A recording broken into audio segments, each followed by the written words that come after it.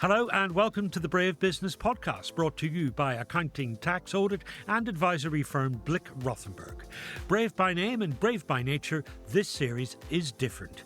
Aimed at entrepreneurial businesses, we focus on providing practical guidance, timely insights and professional opinions from industry experts, helping you make informed decisions for your business.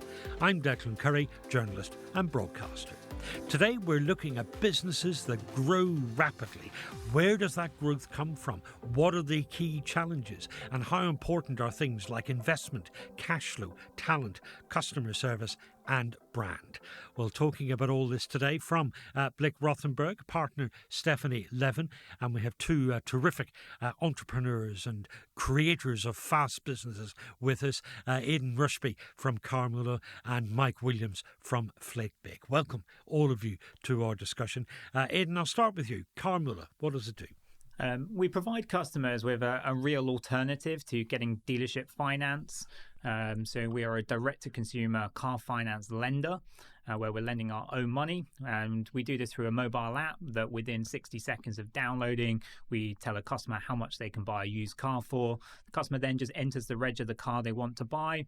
And then we generate them a virtual card where they can buy the car instantly online, or they can add it to their Google or Apple wallet, walk into the dealership and buy the car seamlessly. Lots of people in the car finance business. So what's different about yours? I didn't hear you mention a dealership there, so I'm not getting the money from the dealer. Exactly that. Obviously, there's been a huge amount of scandal with the commission disclosure recently. And so what we do is we go direct to consumers and we basically enable them to get their finance sorted up front, and then basically be able to walk into the dealership and buy the car instantly, just as if they were buying it with cash or a credit card. So very, very seamless, 60 seconds, end-to-end car finance. So all high-tech, all modern, pay by mobile. Why can't I just go to the bank? The bank will only serve a small part of the market. So generally speaking, you would only go to your bank and you may only be able to borrow up to £10,000. Probably mainly if you're a prime customer. What we do is we enable anyone to be able to borrow it on a secured basis. So the loans are secured against the physical cars. So you can't go to your bank and get a secured car loan. This basically means that you can sometimes get a better rate and also be able to borrow a larger amount of money. Okay, got it. Mike Williams, Flake Bake. What is that? Thanks, Declan. So I'm Mike Williams, the co-founder of Flake Bake. We are a Jamaican patty manufacturer based in southeast London. We've been operating for 12 years and our primary business is making handmade Jamaican patties. We predominantly serve the Caribbean takeaway scene, so we supply patties directly into the Caribbean takeaways. In 2024, we won a TV show called Aldi's Next Big Thing, and then that turned our business into a hybrid structure where we went from not just making handmade patties, but then supplying large volumes into 1,000 Aldis. When our product launched on Aldi shelves, we sold out 25,000 in less than 48 hours, and that led to an order of about 100,000 units, which we sold 80,000 in a week. And now we have a long-term contract to supply Aldi patties, and in our first 5 months we've now supplied over 1 million patties into Aldi's. Our aim is really to spread the word on Jamaican food culture across the UK and just have more people enjoying what's a traditional Jamaican patty. And just for those who may not know what it is, what is a patty? So a Jamaican patty, if you think Cornish pasty, it's a really flaky pastry. It's golden, so it's got a bit of colouring in it, and it's got flavours like beef, chicken, there's mince, lamb. We also do a vegetarian one. We also do one called a callaloo, and a cheesy beef. So think Cornish pasty with a bit more flavour, spice. This is the problem with recording a conversation like this at lunchtime, is that now all I want is for a great big tray of those to be wheeled in to the studio here. I should have brought patties. I should have often people. Samples are always welcome. Why did you start the business? Tell me the beginning of it. So the business really started with my dad, who came from the UK in the late 90s, worked with my Uncle Trevor, who also had a bakery, and supplying harder bread into supermarkets. And a few years later, after that business closed, my dad took over the original building that was supplying harder bread, and my dad did bread as well and Caribbean food.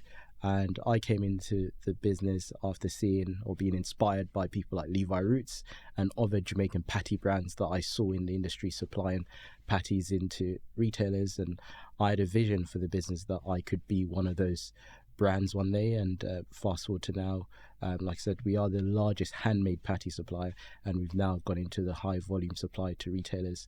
And so that's how it started. So the big change was, you said, we can take this great family-run business that my dad and my uncle have cherished, but we can bring it to the next level. Yeah, that was my job, but not in the speed of how it's recently happened, having to supply 1,000 Aldis.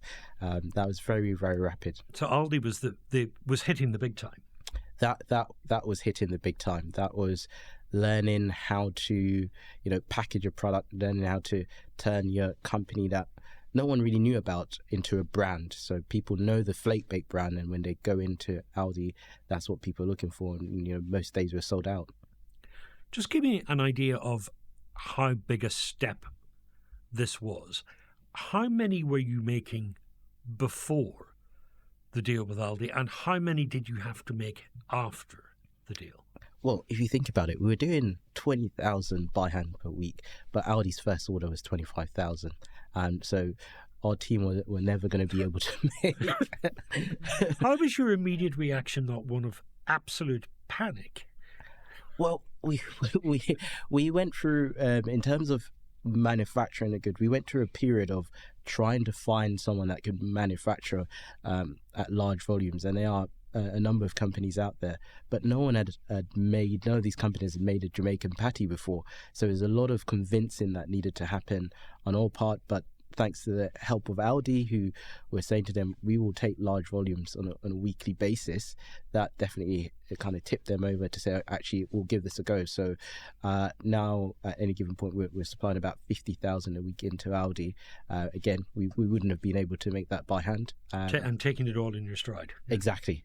We'll come back and talk a bit more about the manufacturing in a bit, because it's a really sort of fascinating story. Aidan, was your background in finance? No.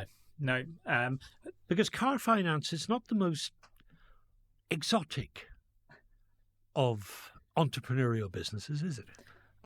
I think, for me, I'm super passionate about consumers, and wherever there is a consumer need, or a consumer is being ripped off, or maybe there's an old school way of doing it, what I love to do is look at that and say, how can we do this better? And it kind of came about because I was looking at Kazoo and Cinch and Kavana in the US. I'm a bit sad. I love reading all the IPO prospectus and annual reports. And each to their own. Oh yeah, I sometimes write a business plan when I'm on holiday, and my wife goes mad. But anyway, I was reading about that, and I was kind of blown away by just the scale of the market. There was 7.5 million used cars sold in the UK every year. I didn't really necessarily believe their approach was the best approach. All the profit pools were in the ancillary services like the insurance, the finance, the ancillary products. And one of my best friends was working at Klarna, and so I was very familiar with the buy now, pay later revolution. And I could see that all these younger consumers were getting trained around download an app, get a budget, and be able to buy. And I thought, wow, that's super interesting. Maybe there's an opportunity here. How can we kind of take what was a very kind of old school approach, where you'd go into a dealership and you would be sold whatever they gave you. They would rip you off with huge commissions. The old banking industry was... It is claimed. Yes. Very archaic. And I thought, wow, hang on, there's an opportunity here to build it. And really, the kind of key points were, most of the time when a consumer goes to a dealership, the lender will be paying them anywhere between 10 and 15% as a brokerage fee. the loss rates were pretty poor in the industry, anywhere from 5 to 8%. And then there were huge headcounts in these traditional auto lenders with huge call centers, no tech, no productization of the experience. And so I could see when I started looking at all the Mintel reports, I could see there was this huge growth of consumers wanting to get car finance sorted first. And so I thought, hang on, there's got to be a better way of doing this. But you've bought cars in the past. Yes. In your life. Yeah. How did you pay for your cars when you bought them before Carmoola? Mainly as cash, if I'm honest. Like, I would save up and buy a car, and that was the way. Like, I did it. Was never that wealthy enough to or bother getting a loan. What was the growth story? Yeah, so we're probably one of the fastest growing companies in the UK. We launched after about 2 years of building all the tech out, so full tech company. We launched in April 2022, and we went from 0 to over 10 million in revenue in less than 2 and a bit years. We're now on our track to we're about 15 million in 3 years. So yeah, pretty rapid growth. We've had about 4 million people apply for credit on the platform since going live. We've helped customers buy over 140 million pounds worth of cars. The thing I'm most proud about, though, is that our NPS score is 92. Amazing customer reviews. You better tell me what that means. Net promoter score. Right. As a way of how most companies kind of build a way of rating their service effectively. Stephanie Levin from Blick Rothenberg, welcome to our discussion as well. You're the person that entrepreneurs like these two turn to when the big time comes calling. Yes, often. So I have quite a varied client base at Blick Rothenberg, and I've worked with a lot of businesses from startup and really been on that journey with them as they've scaled up. And obviously we're supporting on the financial side. So lots of discussions around knowing that a business needs to raise finance. Should that be equity? Should that be debt? Where do they look? What do they need to put in place? So it's been fantastic for some of my clients, particularly the ones that I've worked with from the beginning, just to see them on that journey. And yeah, it's great to see that success, isn't it? Really exciting, and really sort of help them with, and sometimes because we've got that experience of doing it with other clients, it's almost sort of preempting what's going to happen in some cases before it happens and being able to advise. Do you have a checklist in your head of, right, these are the most important things you need to think about. These are the ducks you need to line up if you're going to make a go of this? Yeah, there's a few things. So obviously financing is one. So a lot of clients and businesses, they'll know what they want to do, but they need the funding behind them to do that. So it's really getting that structured in the right way. So I mentioned sort of equity and debt are the two key ones. Obviously with equity, that's founders giving away a percentage of their company, which can be good problematic sometimes. Can be problematic. The good thing is you get the capital in and then it's in for the long term. Obviously with debt finance, you've got interest repayments. Loans might only be for a short or medium term, but then you do get to retain ownership. So it really depends on their circumstances. Do they want to give the baby away to help the baby get bigger? Yes, exactly. And some do. We've got lots of businesses that have got a great deal of external investment, and their growth has been exponential because of that. Some like to keep more control, and therefore perhaps their growth is a bit more slow and steady. So there's no right. Well, there are right answers, but there's no one right answer, is there? Because either of those approaches works depending on the circumstances. Yeah, and actually probably the most successful businesses are those that are flexible. So even though clients might come to me with a real sort of, right, I want to give away 15% and, how can we do that? Actually, things can change really rapidly, as these guys will see. So actually, sometimes the goalposts move and, perhaps if they need to raise finance very quickly, then a short-term loan might be the answer, even though they'd come in saying, I don't want any bank loans. Actually, 3 months later, they've got one. Aidan, is it fair to say that your product is finance? It's money. You're handing over money to customers for them to buy their cars. Ultimately, yes, we are selling money. I'm just wondering, how did you accelerate the business so that you had enough money to match the growth? So we've raised over 45 million in equity now, 300 million in debt.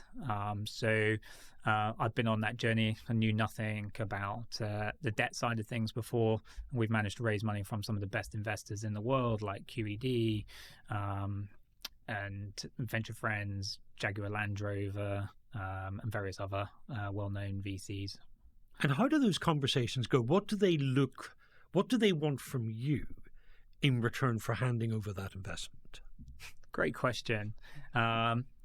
Ultimately, it's a financial game. Like, how much am I investing, and what is the likely return profile on that money? And I think in the very early stages, I think when you're dealing with those early investors, it's much more about, is this person really going to deliver this?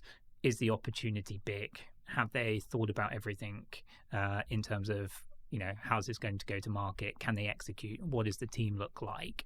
And then obviously, as you build more and more proof points on that equity journey, the easier it becomes to raise money. For example, sort of seeing is believing. You've done it before, so you can demonstrate you can do it again. And you're raising money off the back of the KPIs. You've got a lot of proof points around, like, the business will be profitable this summer, which is pretty rare for early stage fintech. And so, ultimately, I think it's about, can you go on that path? What are the proof points? But then also, like, how do you value this business in the future as well? And I think the later stages it becomes, the more that is really key. What it ultimately, what is the growth rate? What are the profit margins? How, what are the multiples on this type of business? And then how do you kind of develop it from there, really? But what about that point of control? Do the outside investors let you get on with running the business as you would like to? Or are they there giving really good advice? Or are they being really interfering? I think it very much depends on your investors and you as an entrepreneur. I think ultimately, if you're very confident in yourself and the value is, that you're creating as the entrepreneur, and you're the innovator, and you're the biggest customer champion, and you're driving the strategy, ultimately your value is extremely strong. I think control is a bit of a myth. I think it's always used in the downside scenario. So if you don't perform, then clearly that's when the controls come into play, and that becomes more important. My kind of view is, one way to stay in control is to deliver and also, like, build the trust and have the right investors around the table. Be very clear and open. If there's bad news, tell them the bad news. If there's good news, tell them the good news. And just be real and be yourself. I think ultimately control, I think is a little bit, a myth. Stephanie, you're nodding in agreement. Yeah, I was just thinking when you were sort of talking about giving them the good news, giving them the bad news, what I've experienced is actually investors are less likely to be jumping up and down if they're getting proper management information, financial information regularly. Nothing is hidden. The results are compared against budgets. Variances are explained. So is that a timing difference, or is it a real issue? So I think the more information you can give them in an honest way, like you were saying, I think that just keeps them sort of calm and less likely to interfere. Is that as simple as saying no surprises, or is it slightly more nuanced than that, and that we recognise things might not go according to plan, but you've told us about it and we know what to do? Yeah, I think it is a bit of a no surprises. I think, those businesses that aren't used to producing monthly management accounts and, sort of worry about the numbers at the end of the year, that doesn't really work when you've got external investors. They're not going to wait to the end of the year to find out. So I think good quality management information on a monthly basis so they know what's going on. And with the narrative and the story around that just means that, yeah, like you say, no surprises. Mike, go back a step on your story. You went on a TV show. Correct. What was that show about? So Audi's next big thing is a fascinating program. So what the program does is it finds independent suppliers who, you could be making a product from your kitchen, for example. And what they essentially promise is that if you go through this process, which is to compete with other independent business within your category, and I was in the bakery category, if you win, we will help you to scale your business and have a one-off listing of your product on Aldi shelves nationally, and that will give you a taste of the big time essentially. And then you can then go away and see how long it would take you to scale, right? And so for us, why did you sign up for it? I signed up for it because I'd been running the business for 12 years and I got to a point where I was happy to do something else, because I came into the business, or set up the business straight after university, and I felt after 12 years I was happy to try something different. So my mindset was, I want to try out real estate in Jamaica. So my dad and I had already started looking at this, and I'd been to Jamaica quite a few times between COVID and 2023. So because I'd made my mind up to try something different, when a friend of mine had sent this opportunity to me to apply, she sent it 6 months prior. I opened up my message and I thought, you know what, I'm going to give this thing a go. And so I applied knowing that I don't think I've got anything to lose. Not knowing I was going to go from thinking of changing course to actually scaling the business.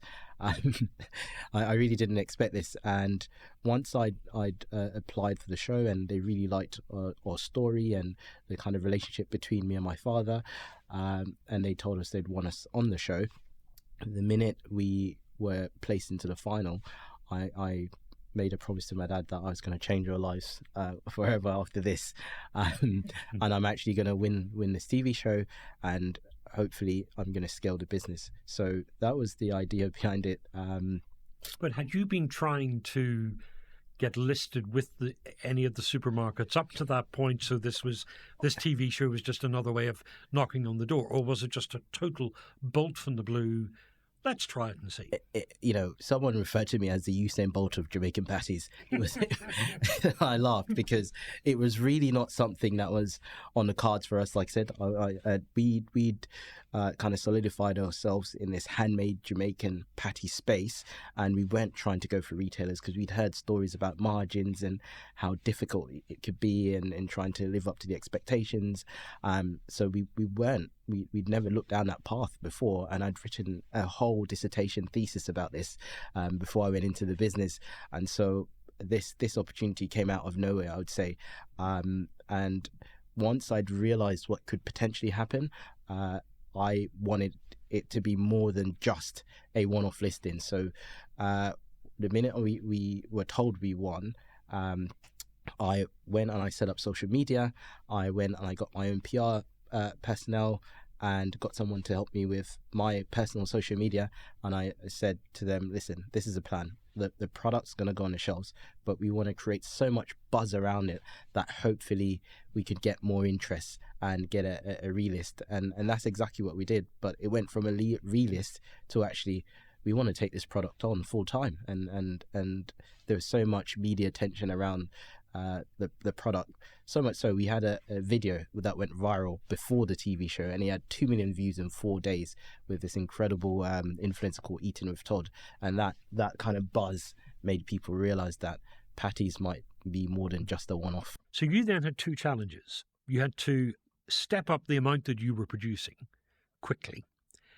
You also had to find the money to pay for it. Because we sold so well, I'd built up revenue to be able to invest back into, packaging and all that kind of stuff, and start a relationship with the manufacturers. And again, we already had the sales to prove that the product would do well. So we had good payment terms with manufacturer, and Aldi as well. They've been very kind to us with that. So we haven't had to go for finance in that way, but we know if we get another retailer on board, the payment terms will be a lot longer, and then we might have to look at things like invoice financing. But again, because of how well the product's doing, I don't think we're going to have challenges with that. And I wanted to make that point about the scaling up. So we've realized once we went to co-manufacturing, so outsourcing our actual production, our business moved away from less manufacturing to more marketing and sales. So how can we build this brand, and how can we convince people that this is the brand that you should be buying? Because Jamaican patties have been around since forever in the UK. So we were coming onto the market making a similar product, but what wasn't happening in the market is this big attention on the brand and social media and influencers. And that's what we realized that we needed to focus on. And the minute someone else was doing the manufacturing, we could now place our attention on that. And Stephanie, there's an important point in there about financial control. When you are scaling up the business, you still keep control of the financing, and you open up new ways of funding the business. And that needs a guiding hand.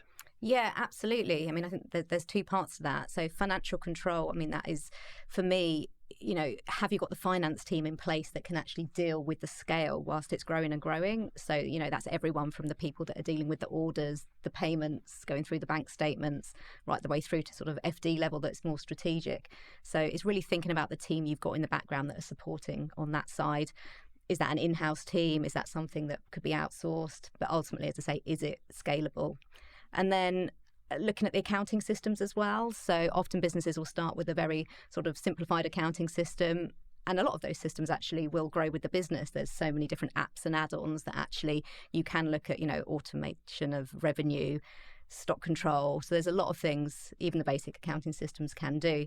But we do see businesses sort of outgrow their accounting software and having to transition to something a bit more kind of able to deal with, perhaps where you've got different departments or different subsidiaries. But the bit around financial control for me is so important. So it's making sure you've got systems, processes in place that no matter how big you get, people are still signing off payments up to certain limits.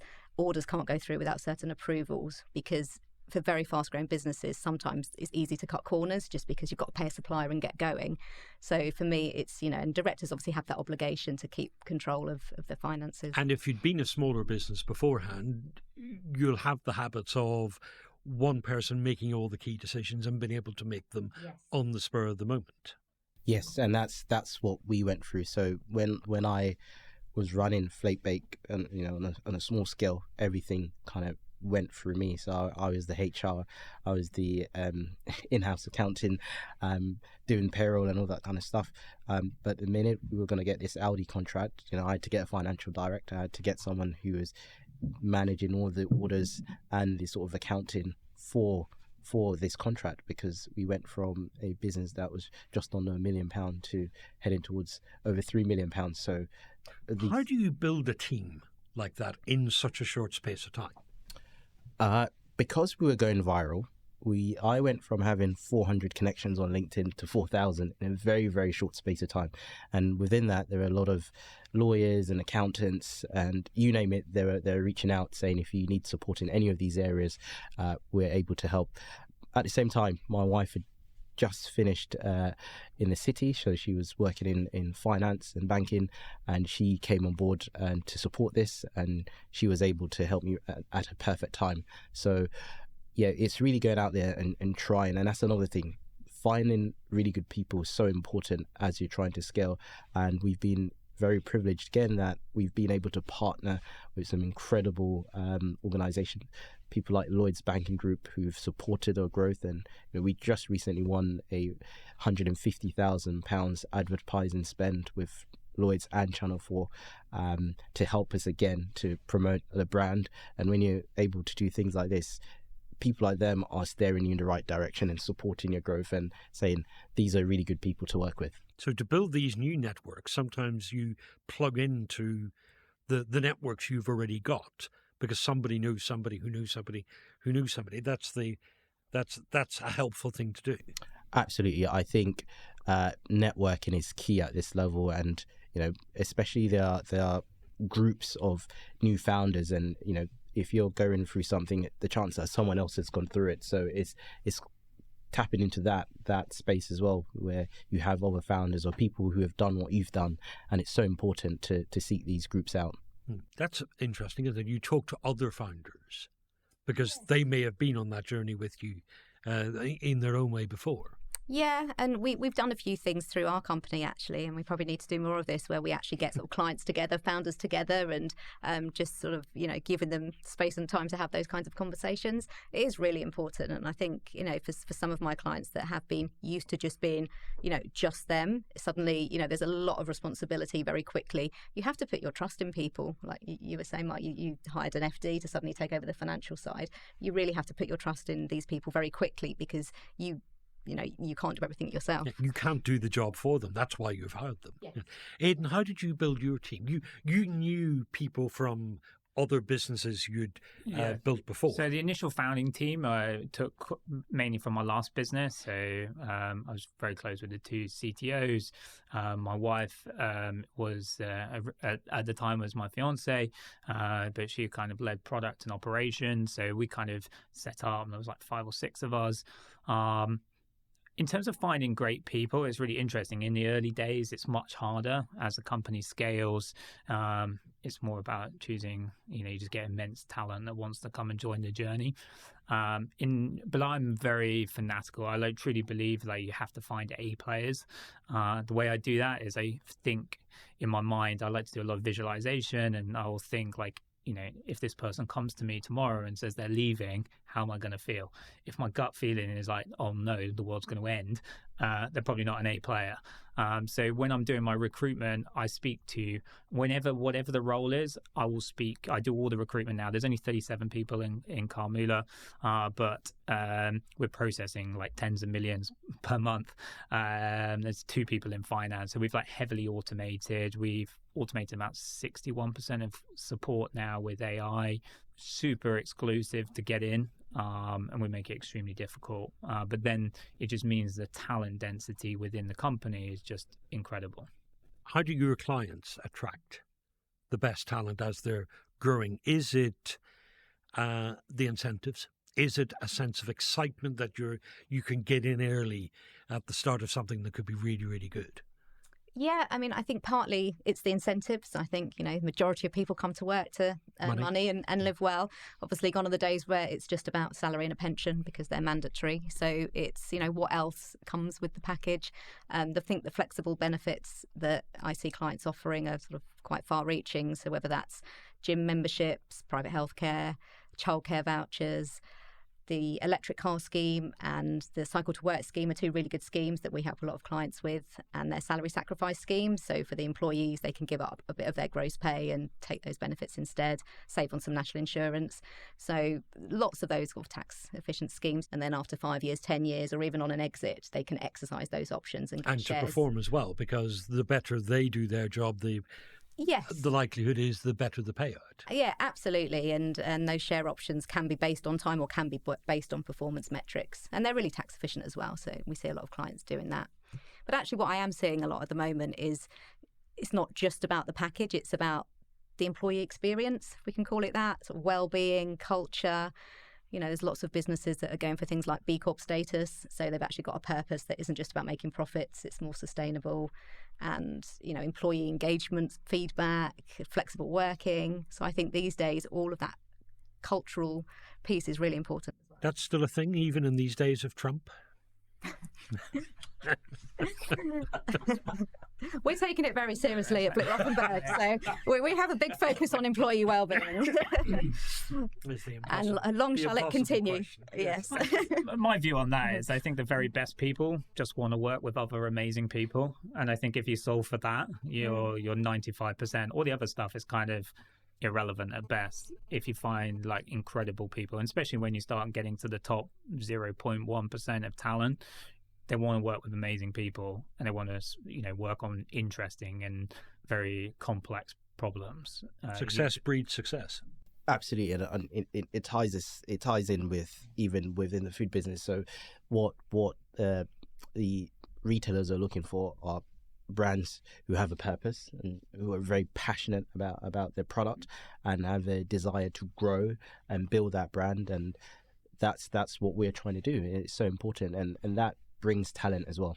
Remind me, how many of the patties do you now make in a week, in a month? What's the number? So across both the handmade and the ones at the high volume manufacturer, so we're about 70,000 a week now. Are they still handmade? 20,000 odd of them still handmade. See, that's a lot of hand making. It's a lot of hand making, and we have an incredible team. They've been around. Some of these people have been making patties before I was born, so they really do know what they're doing, and we want to keep that side of the business going for a very long time because it is that artisanal factor of it that the other competitors, they started off making patties at high volume, so there's not many people that could do it at the level that we're doing it at, and that's what makes us so unique. See, that would be the fear, that that would be something you'd have to sacrifice to get the growth.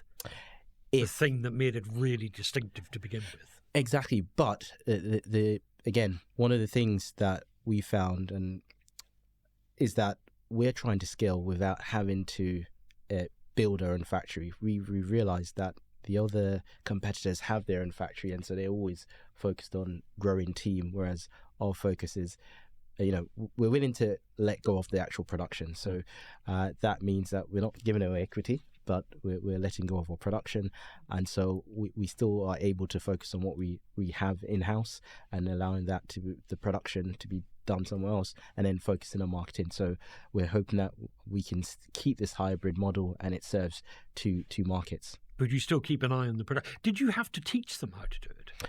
Well, not me personally, no. But my dad, he absolutely loves baking. So what we did, and this goes back to talent. So we found people who are really good at making these products, and then we've been able to build a team around them, and that's what makes our team so strong, because not many people can replicate the way we do our process. And the team that we have, the guys have just been so amazing at being able to teach people how to become a part of that team. And that's an important part of growing at speed, is sort of protecting the essence of what the business is about, not losing sight of that. Absolutely. So again, when you go to a manufacturer, so this probably ties into how do you choose a manufacturer? You want people that share your values. So when we were looking for manufacturers, if someone said, your pastry has this yellow golden color, can we just not do that? And then I said, well, it takes away the essence of the product. Or instead of Scotch bonnet chilies, can we just use any chilies, because we can't source Scotch bonnet? And I often think, well, it's widely used, you can find it. So we just went to a manufacturer who wanted to keep the product authentic and in line with what we wanted, and we've managed to do that. Aidan, you mentioned that you had set up and run other businesses before Carmoola. I just wonder, was it different this time around? Great question. I think a lot of what I took into Carmoola was the mistakes I spent. I spent 7 years making a lot of mistakes in my last business, almost what not to do. And so when I was thinking about the kind of executing on Carmoola, I took a lot of that learning and leveraged that into how to go about building Carmoola.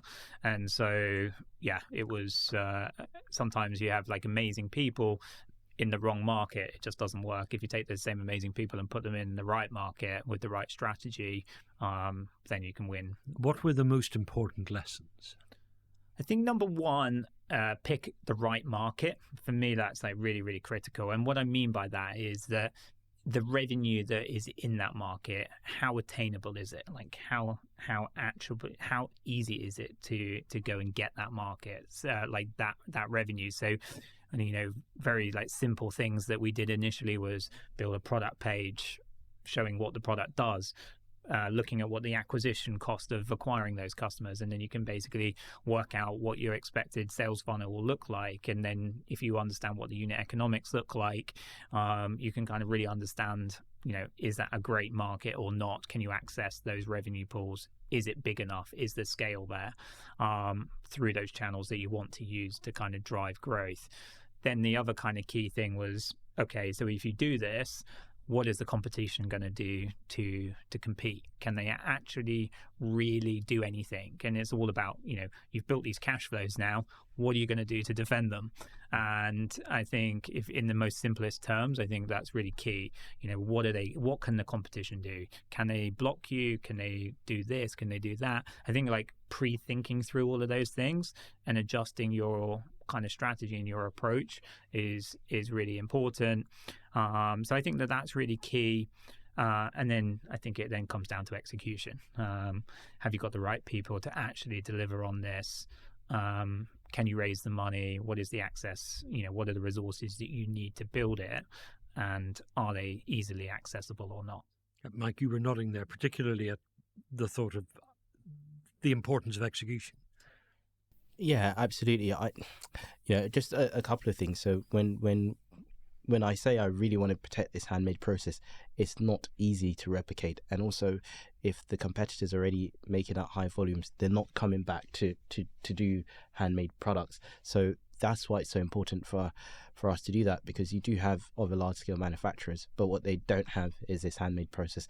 And even if they wanted to, it's not very easy to replicate. So for us, we're trying to execute a strategy which keeps this hybrid business alive, because it's what makes us unique. We're able to supply two completely different markets, but under the same brand, very similar products.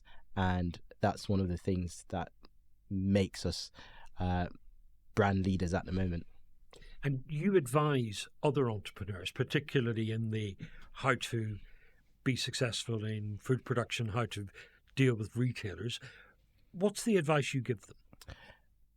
Because I came in for a TV show, again, we had to scale very quickly, but the minute we got that contract, I then had to repeat a lot of these things or steps that I was handheld through.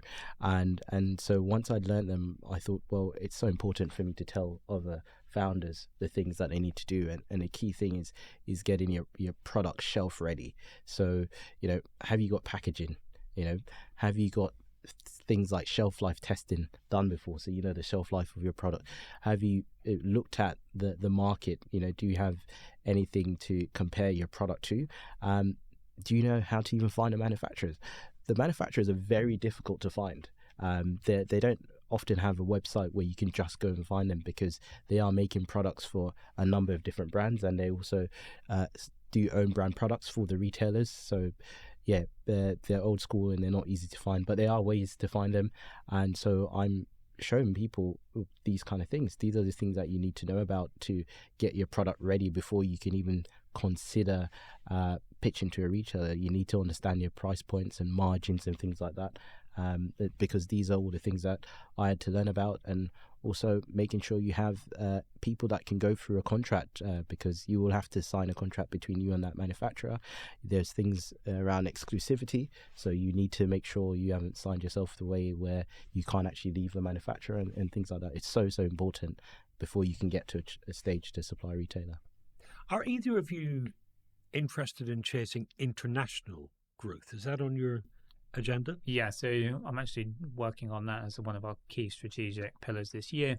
We're building out car insurance this year. We're also launching PCP. So we've kind of got a lot of kind of product extension pieces in the UK, but also looking now at where's the next market. It's quite a journey for a lender or a tech business to go into a new market. So planning that, really kind of doing the work, if you like. I've got like a global spreadsheet at the moment, which basically has all the different variables, ranking them, actually doing all the due diligence on the key things to kind of try and score countries of where do we think this is. I assume the technology will transfer across, but exactly the big differences will be things like national regulation. Yeah, like regulatory, like I think the core tech platform obviously moves across. A lot of our proprietary models, fraud models, data models, a lot of that is obviously quite sophisticated. That obviously is all transferable. I think the key thing is what is the regulatory environment. Most countries have a form of used car financing. So I think it's just a question of where is the right place. Stephanie, international growth can be a very tempting prize for a lot of domestic businesses. Yeah, absolutely. And I've seen a lot of businesses be really successful with that, and equally a lot that perhaps haven't done as much due diligence as you're doing on the scorecard, just to really understand the markets they're going into. The great regulatory piece is obviously key, but just absolutely understanding the deadlines, the legal implications, the tax laws in that country. Thinking about the team as well. Are you going to hire locally? Are you going to perhaps second some employees from the UK across, in which case, you've got their tax implications, as well as just, the local HR and cultural piece. And the employment laws and everything else that go alongside that as well. So it's just so important to take your time as you're doing to really think that through, and to obviously seek local advice, get some really good professional advisors in whichever country is being looked at. And in some markets, we may speak the same language, but the culture divide can be quite challenging. Yeah, absolutely. And, I've heard both of you say how important sort of keeping the essence of your businesses and your values, and it's making sure that that can translate to a different market with different regulations, different cultures. So that's another consideration. Are there some parts of the world that are easier than others? If you've never gone international before and you think it might be worth a try. Yeah, I guess generally Europe is more accessible for businesses in the UK. Obviously, sort of language aside, some people very naturally will migrate to a market where perhaps they already speak the language or they've got some connections. The US is typically quite a difficult market just in terms of not just distance, but the regulations, the taxes. There's just the way it's structured can be quite hard. And it's also different state by state. It's not one market. Yes. It's 50 Yes. local markets or 50 regional markets. Yeah, and the IRS are even more difficult than HMRC to deal with. So that's definitely something. But if that doesn't put you off. Exactly. But often it can just be, I've got a client at the moment that actually is expanding into the US, and that was never the plan, but they've actually just got a really good contract. It is US based. Of all their contracts, that's the one that's growing the fastest. So it makes sense for them to continue that. Mike? Yeah, I think we have aspirations of becoming one of the biggest patty suppliers, not just in the UK, but across Europe. But as soon as I started looking into getting products into Europe, because we've had so much interest since we've launched, there is that issue of bringing meat products into Europe. And then we really start to look at the impacts of Brexit. But because we've outsourced our product, there is a way around that. And that's by looking for another manufacturer, probably in mainland Europe, to circumvent that issue. But, also we're supplying Aldi. Aldi are one of the second largest retailers in Europe as a whole. So they've got about 12,000. Germany being their home market. Exactly. So they've got about 12,000 stores. So we're also looking to penetrate that market even more and see where we can go within Aldi as well as other retailers. Does that make it easier that you're working with, they're a very British supermarket here in the UK, but their home market is Germany, Austria? Does it make it easier for you to go into those markets because you have a partnership with them here in Britain? In theory, it would make it easier because it's just a matter of fact. If they want to take the product across, then they have central hubs in Austria where they can get products in. But again, there is the language barrier. So, the products or, the packaging will have to change to meet the requirements. But, we are talking about exporting the goods into Europe, so there is all these regulations that never used to be there before that we now have to consider, but it's something that we definitely aspire to do. If we were all here again in 5 years' time and I asked you, how's business, what answer would you like to give me? What would you like the business to be doing 5 years from now? I know exactly what we'll be doing. We'll be over $1 billion in lending per year. We'll be multi-country, multi-product. Probably won't be here because I'll be too busy, and I'll probably be living in the US. Whereas now you're not busy at all. You have all the time in the Loads of time. Yeah. I think for Flake Bake, likewise, we know where we want to be, and I mentioned it. We want to be the largest patty supplier across Europe. I think in terms of revenue, we should really be looking well beyond £10 million. I think the brand should be a household name by then, and our mission to bring Caribbean food across the UK and Europe is something that we're very passionate about. So you'd expect to see other products coming out of Flake Bake. Well, good luck to both of you. And Stephanie, thank you for being with us as well. You've been listening to Stephanie Levin, Aidan Rushby and Mike Williams. So if you'd like to listen to other Brave Business episodes, you'll find them on your favourite podcast service. And for further insights to help entrepreneurial business, you can visit Blick Rothenberg's Entrepreneurs Hub, www.blickrothenberg.com/entrepreneurs.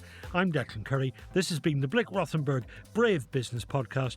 Thank you so much for being part of our conversation.